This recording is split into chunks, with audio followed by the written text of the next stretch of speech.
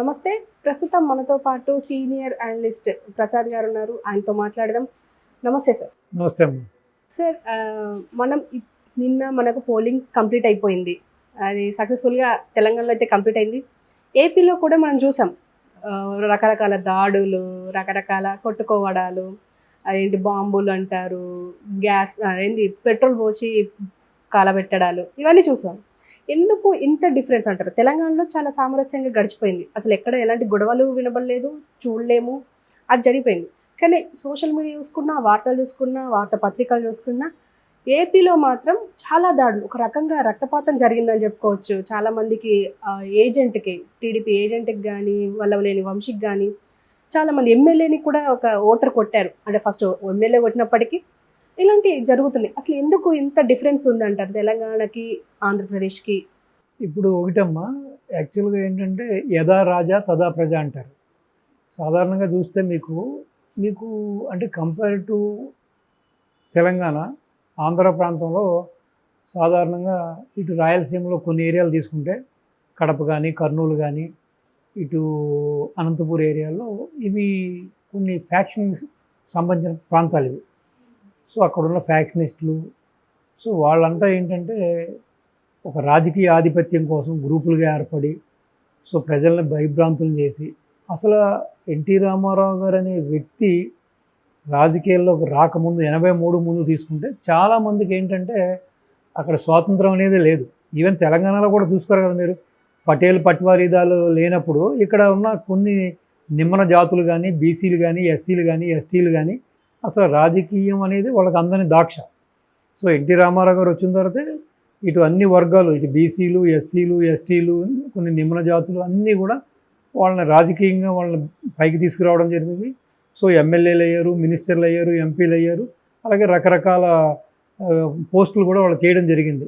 So so అంతకుముందు ఏంటంటే ఏపీలో ఇదేంటంటే ఒక నిరంకుశత్వం. ఈ ఫ్యాక్షనిస్టులు అనేవాళ్ళు, ఈ పాలెగాళ్ళు అసలు ప్రజలు అనేవాళ్ళని బూతులు రాకుండా, పోలింగ్ బూతులకు రానివ్వకుండా సో కట్టడి చేసి, బాంబులు వేసి, భయపెట్టి, కత్తులతో నరికి అన్ని భయభ్రాంతులు చేసి, అప్పుడంతా మాన్యువల్లే కదమ్మా, పోస్టర్లే కదా, బ్యాలెట్ అంతా కూడా మీకు మాన్యువల్లే కదా, పేపరే కదా. సో వీళ్ళే వేసుకోవడం, వీళ్ళే గుద్దుకోవడం, వీళ్ళే రిగ్గింగ్ చేసుకోవడం. సో ఈ విధంగా కొనసాగిన దాన్ని రామారావు గారు వచ్చిన తర్వాత చాలా మార్పు వచ్చింది. తర్వాత బాబు గారు వచ్చిన తర్వాత కూడా చాలా మార్పు వచ్చింది.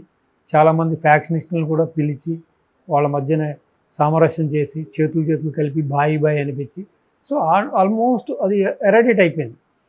అటువంటిది ఎప్పుడైతే ఈ జగన్మోహన్ రెడ్డి గారు మళ్ళీ అధికారంలోకి వచ్చాడో, so even west, east, Vizianagaram, Srikakulam అంటే అసలు శాంతికి ప్రతిరూపాలైన ప్రాంతాలను కూడా కొట్లాట్లకి, గొడవలకి, హత్యలకి, మారణహోమాలకి నిలయాలుగా చేశారు. సో రెండోది ఏంటంటే ఇక్కడ తెలంగాణ సమాజం చాలా తెలివైన సమాజం. సో ప్లస్ రెండోది వీళ్ళు ఏంటంటే కొంచెం రాజకీయ చైతన్యం. అంటే ఆల్రెడీ వీళ్ళు ఇటు రజాకర్ల చేతిలోనూ, అంతకుముందుకు ఈ నిజాముల దాంట్లోనూ నలిగి రాటుదేలిన వాళ్ళే. సో కాబట్టి ఒక చైతన్యవంతమైన సమాజం కాబట్టి ఇటువంటి విషయాలకు వెళ్లకుండా పీస్ఫుల్గా వాళ్ళ పని వాళ్ళు చేసుకుంటూ, ఎలక్షన్ అంటే ఎలక్షన్, మరణం నుంచి మళ్ళీ ఏ పార్టీ వాడైనా బామర్ది అనుకుంటారు, సాలే అనుకుంటారు, ఉంటారు. కానీ అక్కడ అలా కాకుండా ఒక విధమైన విషపూరితమైన సంస్కృతిని అక్కడ డెవలప్ చేశారు. సో అసలు ఈ పార్టీ కూడా ఆ పార్టీతో మాట్లాడు, ఈ పార్టీ కూడా ఆ పార్టీతో వెయ్యి ఉండదు, ఆ విధంగా చేశారు. సో ఈ మధ్యకాలంలో జగన్మోహన్ రెడ్డి వచ్చిన తర్వాత దీన్ని మళ్ళీ అసలు ఏమీ లేదనుకున్న దాన్ని కూడా మళ్ళీ తారస్థాయికి తీసుకెళ్ళడం జరిగింది. సో ఏదైనా కూడా ఈ 5 ఏళ్లలో వాళ్ళు చేసిన అరాచకాలు, వాళ్ళు చేసిన అన్యాయాలు, వాళ్ళు చేసిన మారణకాండ, ఆ దమనకాండ కూడా ప్రజలు విసిగి వేసారిపోయి ఈ విధంగా అర్ధరాత్రి 12, 1 వరకు కూడా ఓటింగ్ జరిగింది.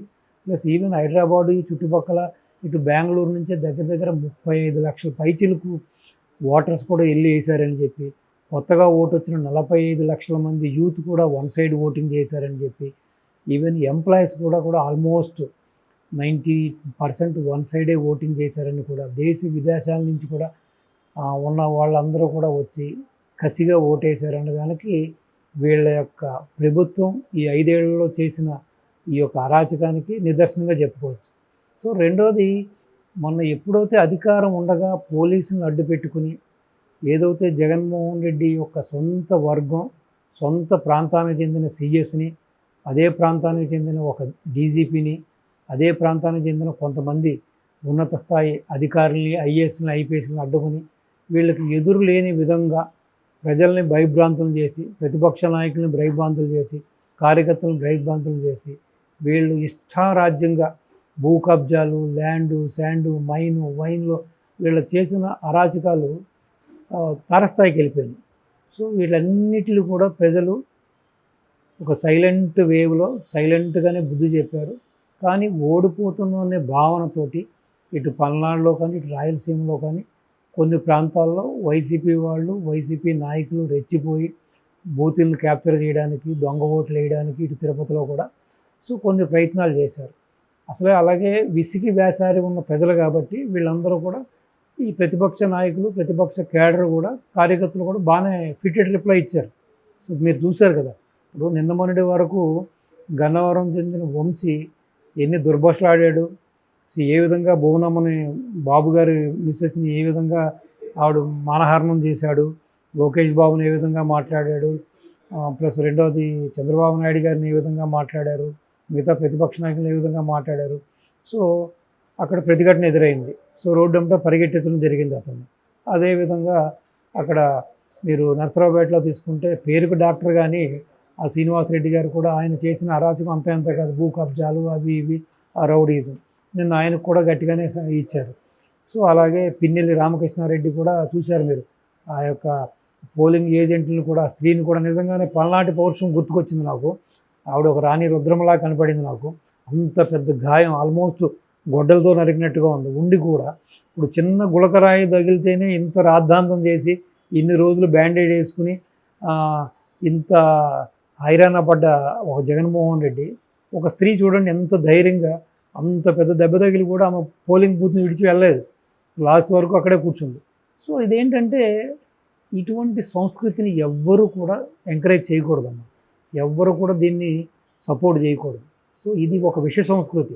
ఇప్పుడు ఇవాళ అధికారంలో ఉన్నాం కదా అని వీళ్ళు అరాచకాలు చేస్తే రేపొద్దున అధికారంలోకి వచ్చిన వాడు తిన్నంగా ఉన్నాడు కదా, దెబ్బకు దెబ్బే కదా. ఇప్పుడు న్యూటన్స్ థర్డ్ లా మోషన్ ప్రకారం every action there will be a equal and opposite reaction ఉంటుంది కదా. సో డెఫినెట్గా ఆల్రెడీ ఇంకా రిజల్ట్ రాకుండానే జనాల్లో తిరుగుబాటు చూసాం, రిజల్ట్ రాకుండానే ప్రతిపక్ష నాయకులు వీళ్ళ మీద తిరగబడతాం చూసాం. అంటే దీనికి కారణం ఏంటంటే ఈ 5 ఏళ్లలో వీళ్ళు అనుసరించిన విధానం. సో అధికారం, సో ఈవెన్ ఇప్పుడు యథా రాజా తదా ప్రజ అన్నట్టు జగన్మోహన్ రెడ్డి ఎన్ని సంఘటనలు జరిగినా కూడా వాటిని ఖండించకుండా, ఈవెన్ టీడీపీ పార్టీ ఆఫీస్ మీద గుంటూరులో దాడి జరిగినప్పుడు కూడా సో మా వాళ్ళు ఉద్రేకపడ్డారు, ఆవేశపడ్డారని చెప్పడం. సో అలాగే బాబు గారి మీద చెప్పులు అవన్నీ వేసినప్పుడు, రాళ్ళు వేసినప్పుడు కరకట్ట మీద వస్తుంటే కూడా అప్పుడున్న గౌతమ్ సవాంగ్ డీజీపీ గారు కూడా దాన్ని కూడా అపహేళనగా మాట్లాడి వాళ్ళు ఏదో ఉద్రేకపడ్డారను, లేకపోతే వాళ్ళు ఏదో భావస్వేచ్ఛ, అంటే రాళ్ళును రప్పలు వేయడం భావస్వేచ్ఛ, ఒక వ్యక్తి మీద దాడి చేయడం భావస్వేచ్ఛ. భావస్వేచ్ఛ అన్నది మాట్లాడుకోవాలి. సో ఈ యొక్క ప్రజాస్వామ్యంలో ఎప్పుడు కూడా డిబేటు, డిస్కషను, డైలాగ్ తోటి దేన్నన్నా సమస్యని పరిష్కరించుకోవాలి. కానీ మనం ప్రజాస్వామ్య వ్యవస్థలో ఉన్నప్పుడు ఈ కత్తులు, కటార్లు, బాంబులు, తుపాకులు అనేది అది దుష్ట సంస్కృతి. సో కాబట్టి ఇప్పటికైనా ఇటువంటి సంస్కృతిని మార్చుకోవాలి. ప్లస్ రెండవది ఏంటంటే చంద్రబాబు నాయుడు గారైనా లేకపోతే ఎన్టీ రామారావు గారైనా వాళ్ళ సిద్ధాంతం ఏంటంటే ప్రజల యొక్క స్థితిగతులు మార్చాలి, ప్రజల యొక్క మంచి భవిష్యత్తు ఇవ్వాలి, రాజకీయంగా ఒక మంచి ఒక రాష్ట్రాన్ని ఒక ఇటు పురోగతి వద్దు ప్రయాణించి చేయాలని చెప్పి, ఎంప్లాయ్మెంట్ ఇవ్వాలని చెప్పి. సో వాళ్ళు ఎంతసేపు వాటి పరిపాలన మీద దృష్టి పెట్టారు, సుపరిపాలన మీద దృష్టి పెట్టారు. సో కాబట్టి ఈవెన్ ఈ యొక్క పాలకపక్షమైన వైసీపీ కూడా దాన్ని అలుసుగా తీసుకుంది. ఇటు బాబు గారు కూడా ఇటువంటి చర్యలకు నచ్చదానికి, ఆయన ఎంతసేపు డెవలప్మెంటే. సో వీళ్ళది ఏంటంటే ఆయనది ఆ D3 ఫార్ములా, డెవలప్మెంటు, వీళ్ళది ఒక D3 ఫార్ములా ఉంది, దంచుకో, దోచుకో, దాచుకో.